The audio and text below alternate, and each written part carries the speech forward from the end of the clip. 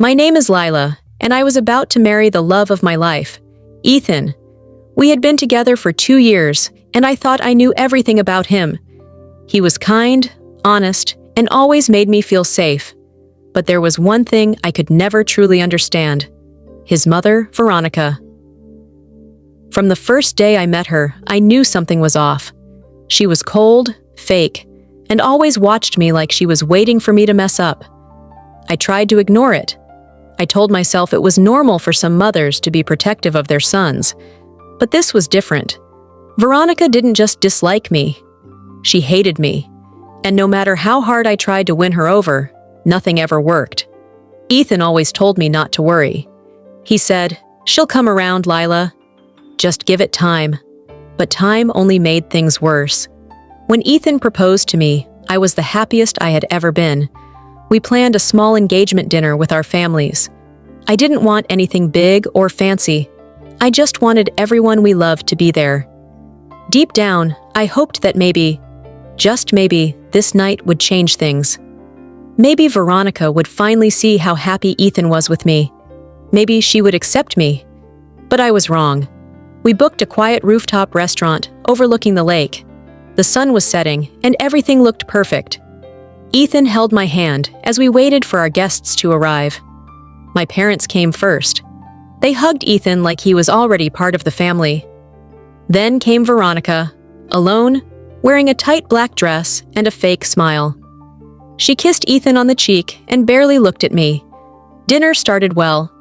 The air was filled with soft music and quiet laughter. Ethan gave a short speech about how lucky he felt to have me in his life. I blushed when he said I had saved him in more ways than one. Everyone clapped, even Veronica. For a moment, I thought she was warming up. Then, everything changed. As the waiter served dessert, Veronica stood up. She raised her glass and said, "I have something to say." Everyone looked at her. I could feel my heart start to race. She cleared her throat and stared straight at me. "My son will marry you, over my dead body." The room went silent. No one said a word. Ethan stood up, confused. "Mom, what are you talking about?" "I'm talking about this girl," she snapped. "She's not who you think she is." My hands shook under the table. I didn't know what was happening. Veronica continued, "She's lying to all of you. She's after your money, Ethan. She's not from some loving family. Her parents are drowning in debt. Her father filed for bankruptcy twice. They're using you to fix their problems." That was a lie. A full, disgusting lie. I tried to speak, but my throat was dry. My mother reached out to hold my hand, and I could see tears in her eyes. Ethan turned to me. "Is this true?" "No," I said, finally finding my voice. "She's making it all up." But Veronica wasn't done. She pulled out a manila envelope and placed it on the table.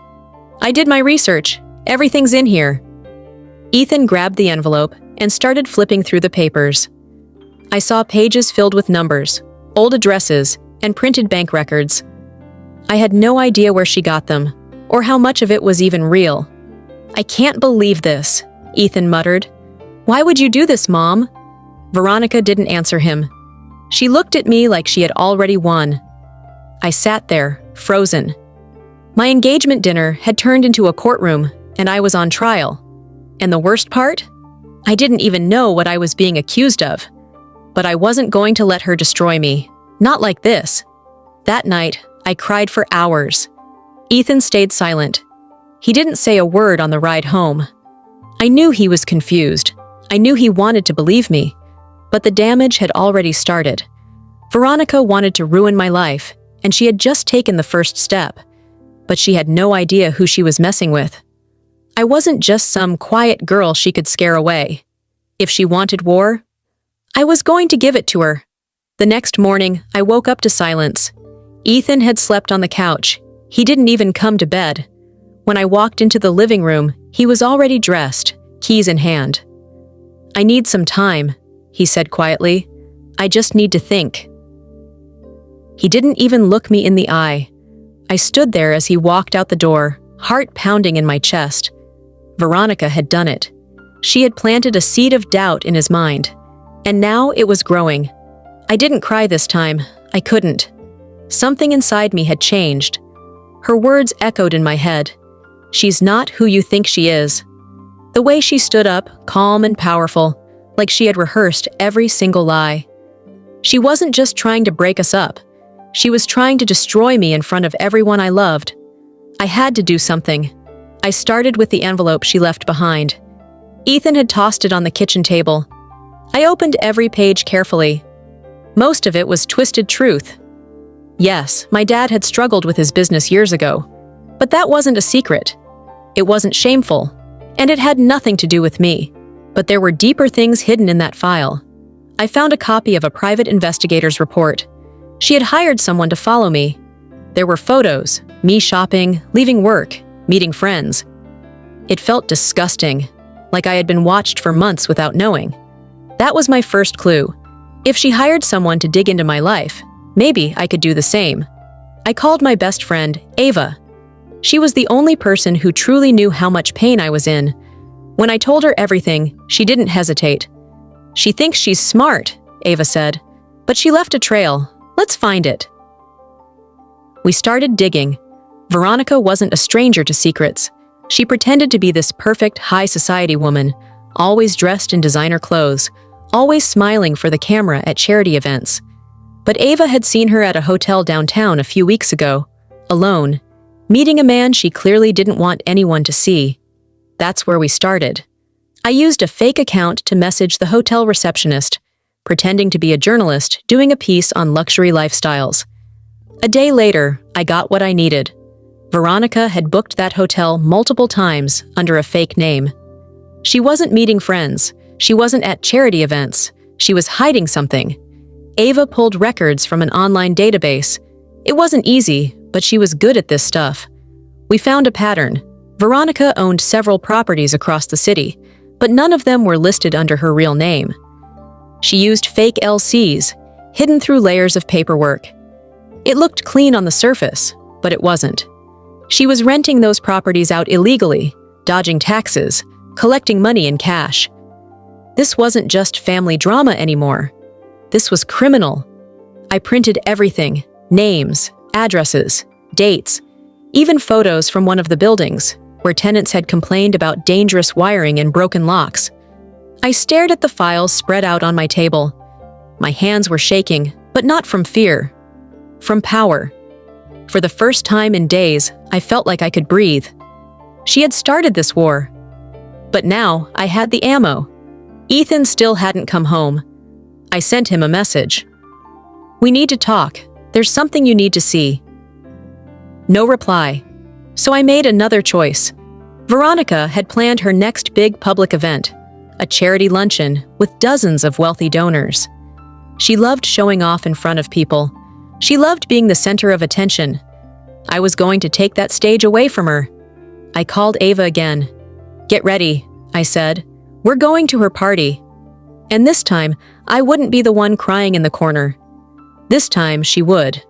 The day of the charity event arrived, and I wasn't nervous. I was ready. Ava and I walked into the hotel ballroom, dressed in confidence, not fear. I wore a simple black dress, no flashy jewelry, no smile, just silence and purpose. People glanced our way, but I didn't care. I wasn't here to impress anyone. I was here to destroy someone. Veronica stood at the front of the room, laughing with her friends. She looked perfect, as always. Perfect hair, perfect smile. But I saw her for what she really was. Fake. Hollow. Dangerous. She didn't notice me at first, but when she did, her smile froze. She tried to pretend she wasn't surprised, but I saw the flicker in her eyes. "Lila," she said, walking toward me, "you have a lot of nerve showing up here."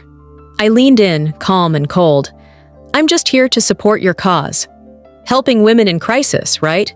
You'd know a lot about creating crises." She stiffened, but she didn't respond. She just turned and walked away, heels clicking fast against the floor.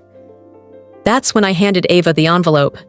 Inside was everything: her fake property deals, the hidden money, and a typed letter addressed to the press. We had emailed it to every major local news outlet that morning. But Ava's job was to give a physical copy to someone specific, a nosy gossip blogger known for crashing events like this. "Just make sure she opens it," I told Ava. "She'll know what to do." Then I waited. Veronica took the stage 30 minutes later. She welcomed everyone, thanked the donors, and spoke about integrity and community trust. It was sickening. And then it happened. A buzz spread through the room. People started checking their phones, whispering, looking at each other. The blogger had posted the story with photos, documents, and every ugly detail about Veronica's hidden life. She had titled it, "The Queen of Charity is a Queen of Fraud?" Veronica paused mid-sentence. Her voice wavered. Someone in the front row stood up and walked out. Then another, and another. She was still holding the microphone when someone shouted, "Is it true? Did you lie about the properties?" Someone else added, "You stole from tenants." She dropped the mic. Literally. I stood still, watching her panic. She looked around, searching for Ethan, but he wasn't there. I knew that already, because I had texted him an hour earlier and told him to meet me at home.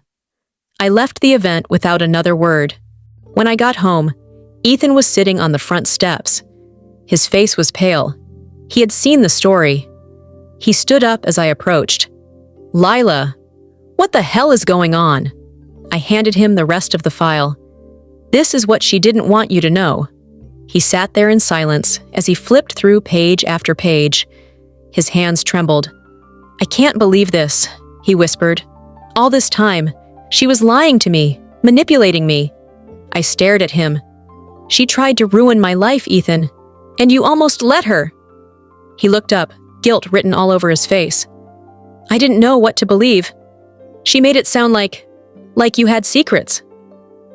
I nodded slowly. "I did, but nothing like hers." For a long moment, neither of us spoke. Then he said, "I'm sorry." But it didn't change what had happened. My world had already shifted. I wasn't the same girl who cried in the restaurant. I wasn't the same wife who begged him to stay. I had found my strength in the middle of betrayal. And now, I was just getting started. The next few days were chaos. Veronica's face was all over the news. The story had gone viral. Headlines screamed about fraud, fake rentals, and tax evasion. Her sponsors pulled out of her charity. Her social media accounts went silent. People who used to smile at her were now calling her a criminal. But I wasn't celebrating. Not yet. Because even though the truth was out, she wasn't finished. A woman like her never gives up without a fight. It came 3 days later, a knock on my door.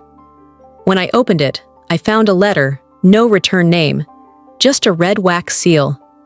Inside was a photo of Ethan and me at our wedding, and across it, someone had written in bold black ink, "He was mine before he was yours." And behind that was another envelope. Inside were photos of Ethan, but not recent ones. These were from years ago, taken during college.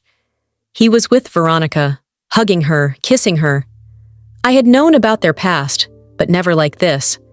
There was also a note in her handwriting, "I never lose. Get ready for round 2. She wasn't just angry, she was warning me, and she had nothing to lose now. That same night, Ethan came home late. His face was pale, his shirt soaked in sweat. "I saw her today," he said. "She showed up at my office." I froze. What did she want? She said if I don't leave you, she'll go to the police and say I was part of her scam, that I helped her hide money through my job. My stomach dropped. What? That's insane. You didn't even know. She has fake records, Lila. Documents that look real. It could destroy my career. He sat down, head in his hands. She's not just trying to get back at you. She wants to take everything from me, too. That's when I realized Veronica wasn't just playing dirty. She was dragging us into something darker, something criminal. And if she had fake documents, we had to act fast before she took it further. I called Ava again. She met us that night, and we went through every shred of evidence. We looked at the original files, cross-checked dates, names, everything. That's when Ava found something important. Two of the LLCs Veronica used were tied to a name that wasn't hers or Ethan's, a man named Nathan Sykes. We dug deeper. Nathan Sykes was a former employee at a law firm that helped wealthy clients hide assets. He had been disbarred years ago for forging documents. And guess who had hired him secretly, under a consulting fee? Veronica. We finally had her weak spot. She was using someone else to do her dirty work. And if we could find Nathan and get him to talk, everything she built would collapse. But finding him wasn't easy. His online presence had disappeared. Ava reached out to a hacker friend, someone she trusted, and within 2 days, we had a lead. Nathan was living under a different name in a quiet part of the city. We drove out there the same night. He didn't want to talk at first, but when we showed him what Veronica was doing, how she was framing Ethan, he got scared. She said no one would ever find out, he said, pacing nervously. She paid me in cash. I didn't think she'd come after innocent people. I leaned forward. Help us! We can protect you. But if you stay quiet, she'll keep ruining lives. He hesitated. Then he gave us everything. Documents, emails, voice recordings. All proof that she had set this up. That she had planned it from the beginning. We had what we needed. Now it was time to finish this. The next morning, I went straight to the police. We didn't go to just any station. We went to a detective named Claire Morris, someone Ava knew through her work. Claire wasn't the kind of officer who got distracted by charm or wealth.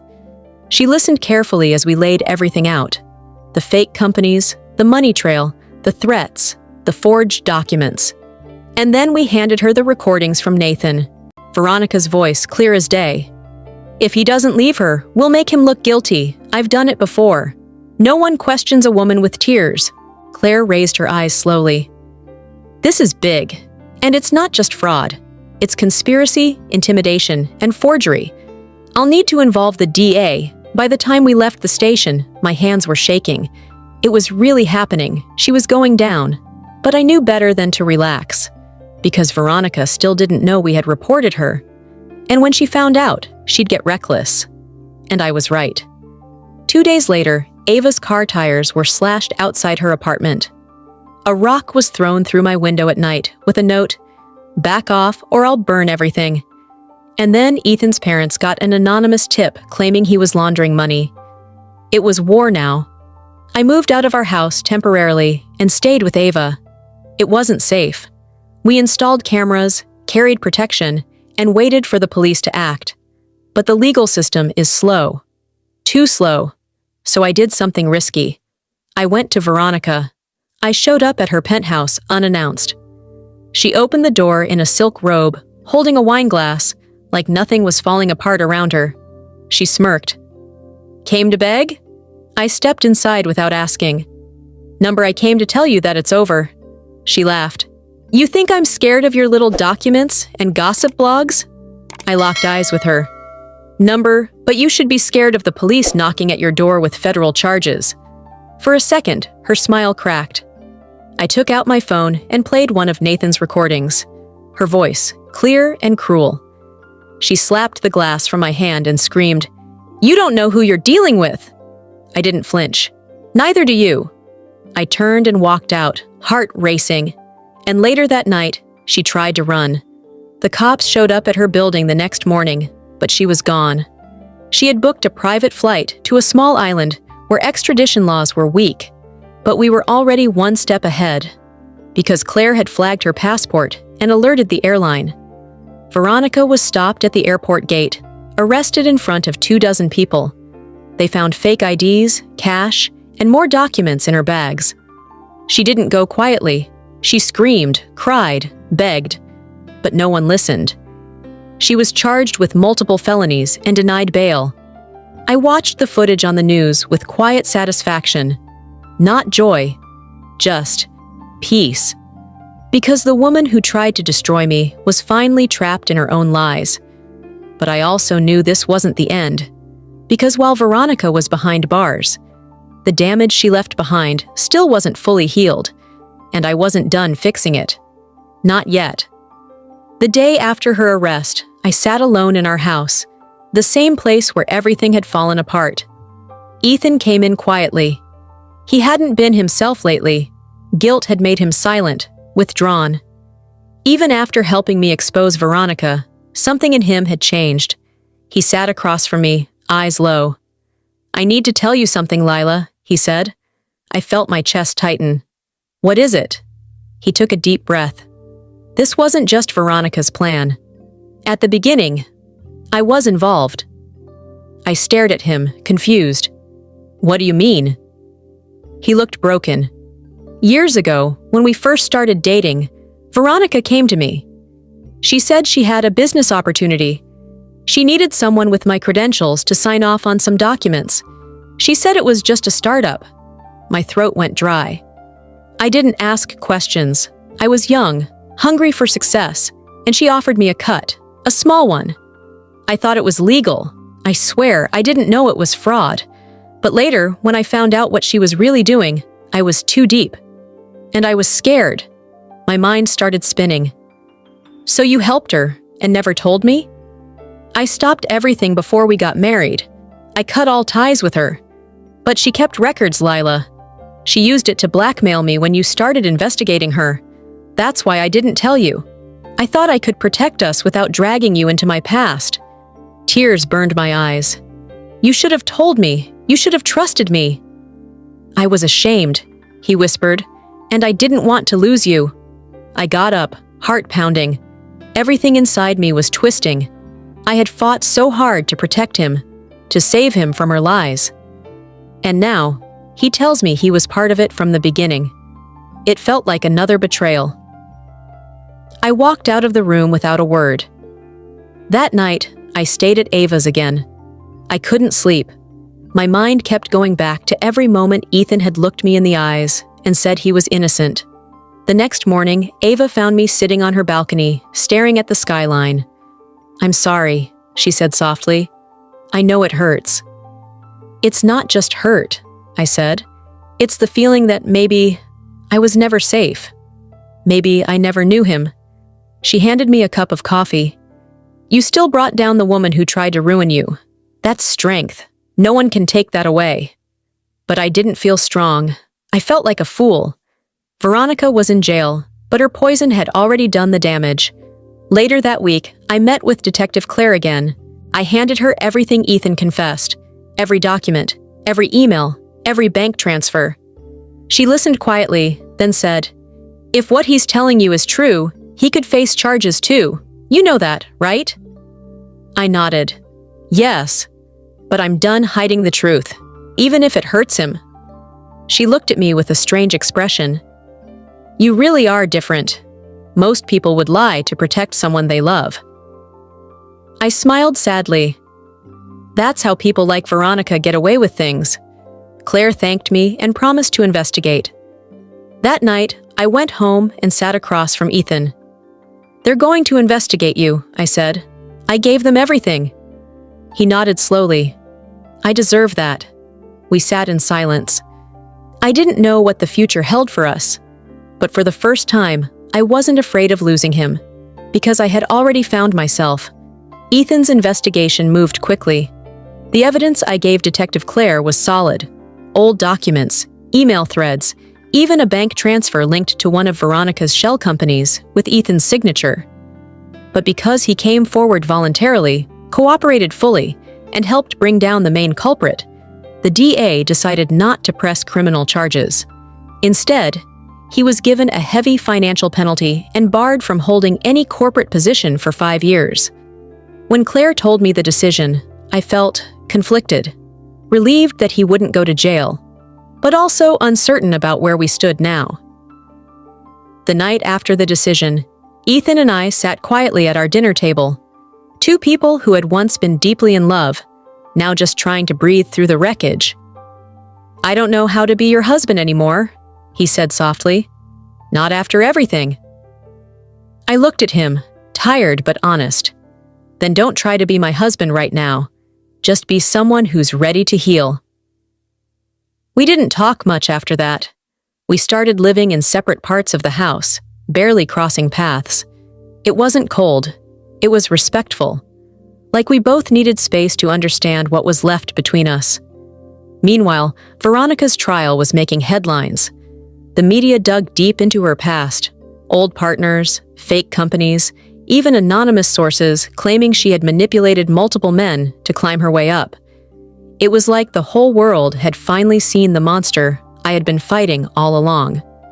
And still, it didn't make me feel triumphant, because the cost had been too high. My peace, my trust, my marriage. One night, Ava and I went out for dinner. She had been my rock through all of it, and I owed her more than I could ever say. While we sat in a quiet corner of the restaurant, she looked at me and said, "So what's next for you?" I paused. For once, I didn't feel the need to rush into anything. "I don't know," I said, "but I'm thinking of starting something of my own, a place that helps women who've been manipulated, lied to, silenced." She smiled. "That sounds like the woman I know." And just like that, a seed was planted. I started working on it the next week, a nonprofit, a small team. I called it Second Light, a space for women to find their voice again, to rebuild after the people they trusted most broke them. The work gave me purpose, it gave me clarity, and slowly, I started to feel like Lila again, not the version who was betrayed, but the one who came out of it with scars and strength. One afternoon, while packing boxes for the new office, I got a letter. It was from Veronica, written in messy, angry handwriting from a prison cell. "You may have ruined me, but you'll never forget me. I was the fire in your story. Without me, you were just a quiet little housewife." I read it once, then tore it up. She was wrong. I wasn't defined by her. I wasn't the victim in her story. I was the woman who survived her. Months passed. Second Light started gaining attention. At first, just a few women reached out, quiet, broken, scared to trust anyone. But little by little, the stories grew. Each woman had been used, cheated, or silenced by someone they once loved. Listening to them was painful, but it also healed something in me. Because I wasn't just hearing my story, I was hearing all the ways women survive. Ethan stayed in the background. He helped quietly, sometimes volunteering at the center, but he never overstepped. He knew I was still figuring out how I felt. One day, I came home and found a note on the kitchen table. "Lila, I'm going to stay with my brother for a while. You need space. I need to rebuild myself too. Not for you, but for who I was before I messed everything up. If there's still something between us, I'll wait. But if not, I'll understand. Thank you for not letting me become like her." It didn't make me cry. Not because I wasn't sad, but because, for once, we were being honest. I focused fully on Second Light. We held workshops, legal clinics, therapy sessions. I started giving talks, interviews, even a TEDx talk. I told my story, not to shame anyone, but to show what it looked like when someone rises again. And the more I shared, the more women came forward. One night, after a long workshop, a young girl named Sarah came up to me. She couldn't have been more than 19. "He told me I was nothing without him," she said. "But then I saw your video, and I came here, because I wanted to believe I could still have a life." I hugged her tightly. "You do, and this is just the beginning." Later, sitting in my office, I looked at the photo I had framed. Me, Ava, and the first 5 women who joined the center. All of us smiling, tired but proud. That was my victory, not taking Veronica down, but helping someone like Sarah stand tall again. That night, I got a message from Ethan. It was short. "Thinking of you, hoping you're still smiling." I replied after a few hours. "I am, and I hope you are too. We didn't talk about the past anymore. We didn't need to. Our story was still unfinished, but we were both healing, and sometimes that was enough." A year later, the center had grown more than I expected. We moved into a bigger building, hired new staff, and created an online platform for women in other cities to connect with us. My days were busy, full of purpose, but my nights, they were quiet.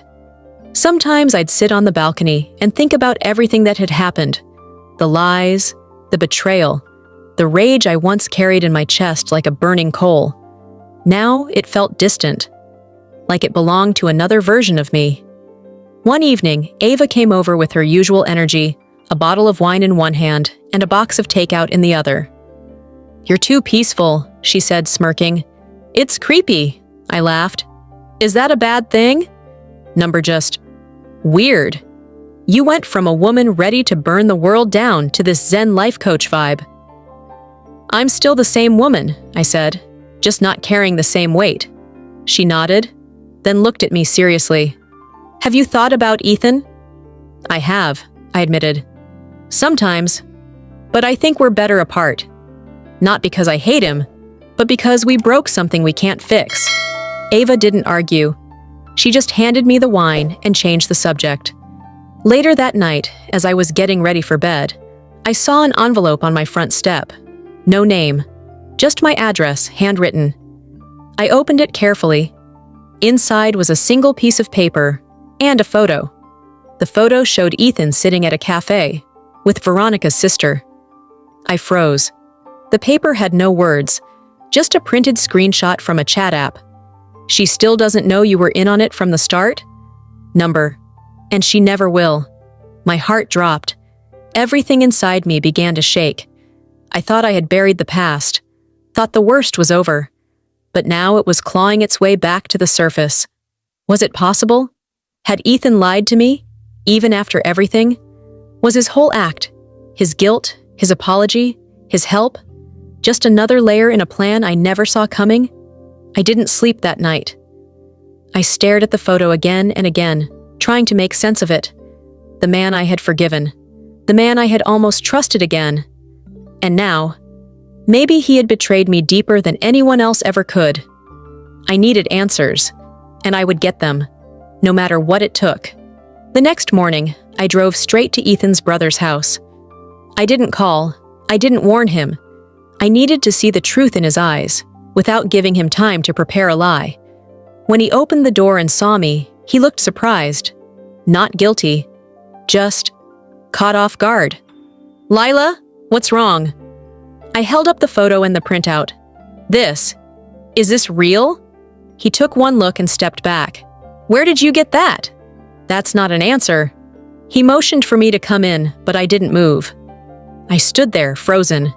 "Tell me the truth, Ethan. Were you part of it from the beginning?" He looked pained, like he didn't want to speak. But I wasn't letting him stay silent. "Say it," I said. My voice shook. "Say you used me." "No," he said quickly. Number not like that. "Then explain this," I snapped, shaking the paper. He ran a hand through his hair, then looked at me with tears forming in his eyes.